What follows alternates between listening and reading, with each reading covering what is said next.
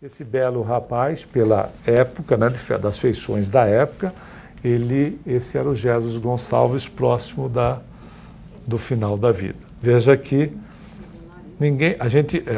isso é só a parte da foto que aparece, a gente resolveu suprimir o resto. Veja que a situação é montagem por nós mesmos. Outra prova, para a gente não ficar aqui fazendo apologia da dor, é a por solicitação. Nós aí podemos pedir órgãos deficientes, por exemplo, não só, mas podemos, que boicotam as manifestações para nós não reincidirmos em erros. Uma das provas de solicitação é o cego de nascença, quando Jesus ia de Jerusalém para Jericó. As viagens eram feitas a pé, na sua grande maioria. As pessoas não tinham poder aquisitivo para comprar a montaria, então faziam a pé. E um cego, quando sabe que Jesus está se aproximando, ouve o burburinho e grita para ele que, se Jesus quisesse, poderia abrir-lhe os olhos. E Jesus então abre-lhe os olhos e os apóstolos perguntam a Jesus: quem pecou, quem errou, de quem é a prova ou a expiação? É dele ou dos seus pais? Ou seja, constituía ele uma prova para os pais dele ou era um processo expiatório para ele? Jesus diz: nem ele nem seus pais pecaram, ou seja, pecado como o sinônimo de erro. Ele diz assim: antes ele veio dar testemunho para o Filho do Homem.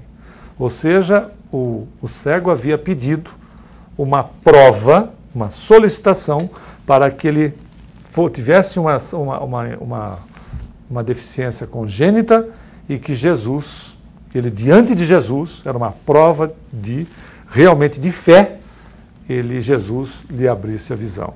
Então, muitas vezes, a gente tem alguma coisa que nos acompanha e que a gente reclama, e faz tratamento, e a coisa dá uma amenizada, mas não sai de foco. Aí vem aqui no centro e diz: olha, tem uma assistência, ameniza, mas não sai de foco. Porque às vezes é um processo necessário. Não quer dizer que é dar status para a enfermidade. A gente tem que tomar cuidado. Né? Porque às vezes estou com uma dor de cabeça, não, mas sua dor de cabeça não é igual à minha. Porque a minha começa aqui, repuxa aqui, dá umas fisgadas aqui no calcanhar, que é uma loucura. Está dando status para a doença. Não é nada disso. Não é dar status para a enfermidade, não é verdade? Não é dar status para a enfermidade. Mas é procurar entender. Quando se fala em resignação, resignar-se não é uma aceitação passiva. Resignar-se é procurar entender o porquê do processo está acontecendo, trabalhar para buscar amenizá-lo se não der para curá-lo e aproveitar a oportunidade, porque ali tem um porquê.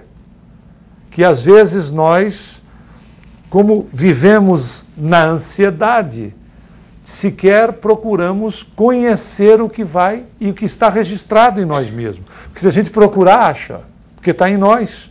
Faz parte de uma programação espiritual, por exemplo, a resposta está em nós mesmos. Não é ficar querendo descobrir o que nós fomos em outras existências, mas sim quais são as nossas tendências. Dependendo das nossas tendências, a gente tem determinado tipo de situação que ameniza a tendência. Não é? Ameniza a tendência. Vai dizer André Luiz no livro Nosso Lar, através da psicografia de Chico, o seguinte: se você sair, mas ele não diz assim de uma enfermidade prolongada, mas se você for sair de casa mal-humorado ou mal-humorada, e você vai usar a palavra de uma maneira que vai ser agressiva, peça a Deus uma abençoada faringite. Não posso falar nada. Nem mal da vida alheia naquele dia. E o ponto é que, veja, existem situações que às vezes são restritivas por próprio apelos nossos para segurar determinadas tendências. E outro é a questão da invigilância. E a invigilância, infelizmente, ela ocorre na grande maioria dos casos. Falta de cuidados, etc. A gente não pode esquecer uma coisa: a mente é mais poderosa para instituir enfermidade no corpo físico do que qualquer vírus ou bactéria existente no mundo. As pessoas têm medo de HIV.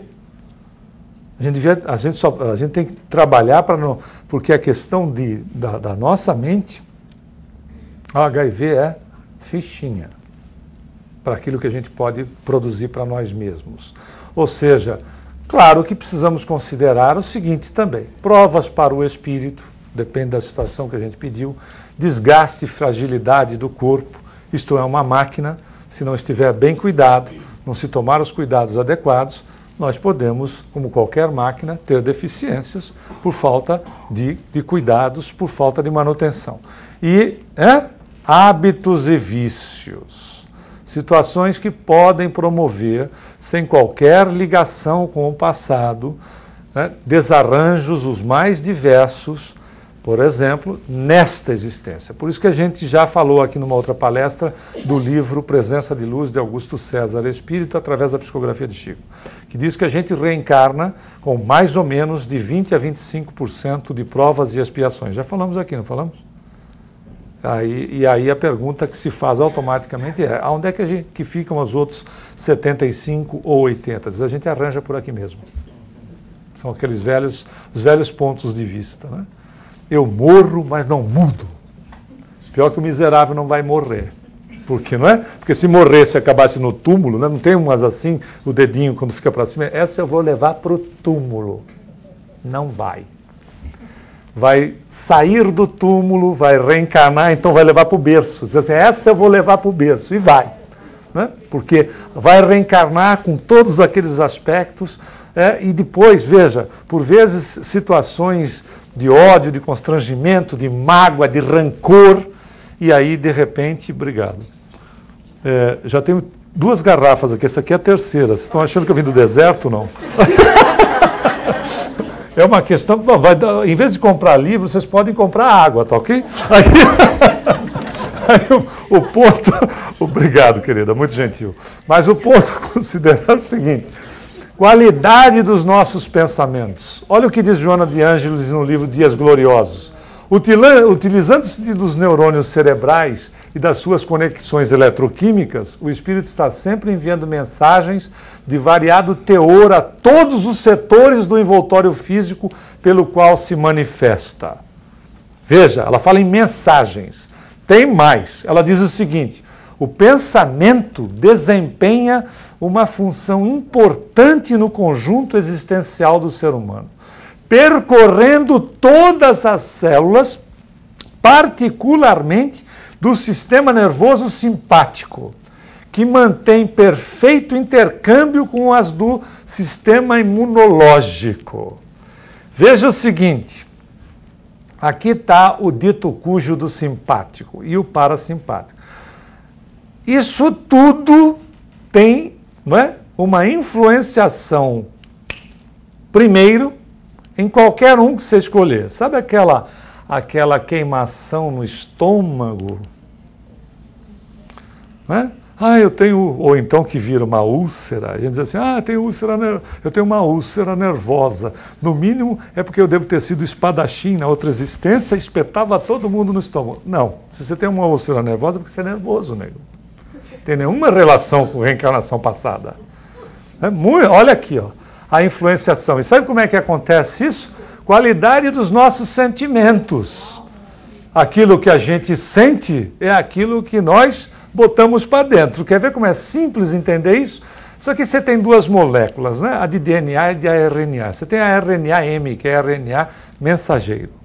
O RNA mensageiro, ele é exatamente a molécula que vai para o núcleo da célula, levando informações e sai do núcleo da célula. Esta dita cuja aqui, de uma haste só. Tem um detalhe, para que ela entre lá, porque para sair já entrou, não é verdade? Para que ela entre lá, tem uma fechadura. Sabe quem tem a chave? O espírito. Essa fechadura, quem tem a chave é o espírito. Para que ele leve a informação para dentro, o espírito consciente ou inconsciente, que não importa se está inconsciente, a chave é dele. Então, significa dizer o seguinte: se tem uma fechadura e quem tem a chave é o espírito, estados de raiva, desmotivação, inveja, revolta, mágoa ou então alegria, aceitação, motivação, amor, paz, ou seja, os estados afetivos que o espírito oscila, Porque graças a Deus, conforme diz Emmanuel, nós somos constantes na nossa inconstância. Não é porque assim a gente dá uma odiadinha, depois dá uma amadinha, depois dá uma odiadinha, depois dá uma amadinha. Porque se só odiasse, você desencarnava muito cedo, né? Muito rápido. Mas como vai assim, né? Então vai quebrando a estrutura, né? O que vai amenizando a situação. Ora, o que acaba acontecendo? Sabe por que a gente fica doente? Porque é simples, né? Não se adoece por vírus e bactéria, mas sim por ordem do espírito, mesmo que você não tenha consciência. Então, os pensamentos de mágoa, de rancor que eu tenho, por exemplo, eu estou abrindo a fechadura para que o mensageiro leve isso para dentro, para o núcleo da célula. E aí eu tenho que reclamar de quem? Ah, porque eu peguei uma virose? Uhum. Por que você pegou a virose e o vizinho não pegou? O seu colega de quarto, às vezes, né, o roommate não pegou. Por que será? Ah, não, eu estava com uma baixa imunidade. E se abaixa a imunidade, por quê? Você quer ver um exemplo simples?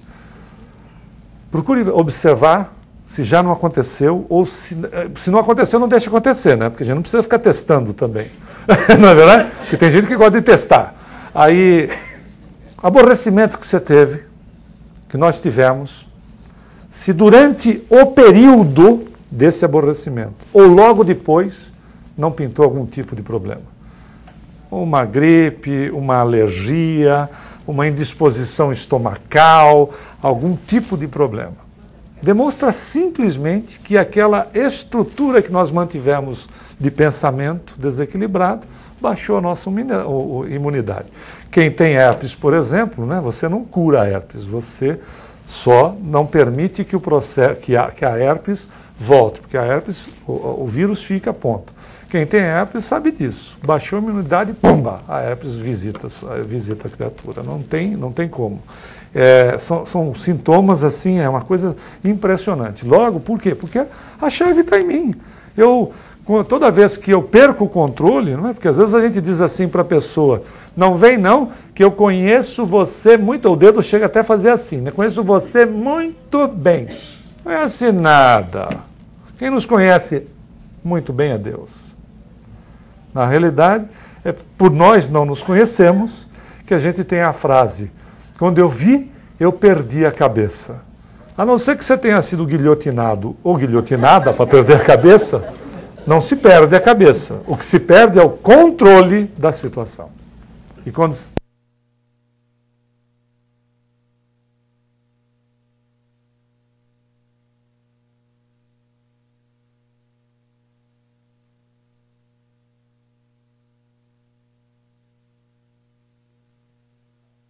nós acabamos patrocinando para nós mesmos. Logo, diz o próprio Evangelho segundo o Espiritismo nesse capítulo, as vicissitudes da vida, as dificuldades da vida, são de duas espécies, ou se assim se quer, tem duas fontes bem diferentes que importa distinguir. Umas têm a causa na vida presente, outras fora dela. Quantos males e enfermidades são a consequência de intemperança e dos excessos de todos os gêneros? Não é fato? Logo, quais são as dores da alma? Olha aqui como a enfermidade, nós trouxemos uma relação de enfermidade. Olha aí, egoísmo, orgulho, medo, ilusão, culpa, mágoa, baixa estima, rigidez, ansiedade, inveja, violência, insegurança, dependência, vícios, irresponsabilidade e crueldade. Isso aqui é enfermidade, ou não? Isso aqui é enfermidade. Sim ou não? Estando dentro de uma estrutura dessa, o que pintar é lucro. Porque essa é a enfermidade. Olha aqui o que faz bem para a alma, o que é o antídoto. Alegria, desapego, sabedoria, paciência, afetividade, respeito, autoestima, liberdade, lucidez, humildade, compaixão, coragem, bondade, perdão, amor e aceitação. Que somos nós, não é verdade? Que somos nós. Isso aqui é o que faz bem. Isso é o estado de saúde do indivíduo. Não precisa ter tudo ao mesmo tempo, tá? Não precisa exagerar. Pode ser só um pouquinho. E aí, precisa ser tudo. O que a gente faz? Qual é a terapêutica espírita? A casa sempre nos oferece, né? vários tipos, mas não é só vir aqui na casa e fazer a assistência. Nós sabemos que toda continuidade de tratamento exige disciplina daquele que está sendo tratado. Então, fluidoterapia, nós recebemos aqui, até tratamentos muito mais específicos, feitos aqui na casa, mas fluidoterapia é tratamento. Palestras e estudos. Por quê? E quanto mais eu estudo, por exemplo, estudar a doutrina dos espíritos. Quando eu estudo a doutrina dos espíritos, eu estudo quem? Jesus. Nós mesmos, que somos os espíritos. E quanto mais nós estudamos, mais nós ampliamos o nosso campo de visão a respeito de nós mesmos. Veja o quanto é importante nós estudarmos. Prece. Certa feita uma pergunta de uma senhora a respeito de um problema que ela tinha, disse assim: o que eu faço? Eu disse: faça a prece. Ela disse: só isso? Como só isso? Se ligar com o Criador é só isso?